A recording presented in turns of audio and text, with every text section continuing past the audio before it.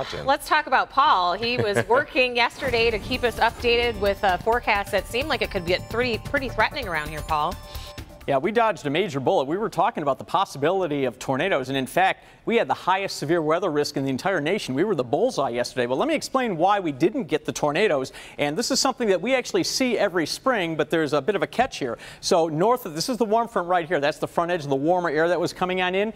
North of that warm front, we had an east wind. That was bringing in cooler air off these cold Great Lakes. So it's a cool, dense air mass. Kind of tough to budge. And a lot of times in the spring, these warm fronts, they can't budge the air mass, and they have trouble making it northward across the area. But there were some physical dynamics coming in with the system that we thought was going to really just shove the front northward and really dislodge the air mass. Well, that ended up not happening. And to give you an idea of the temperature contrast, where most areas were in the 50s north of this warm front, Adrian, you hit 79 degrees for a high. So what ended up happening, all those heavy storms we had in the afternoon developed north of this warm front in the more stable air mass.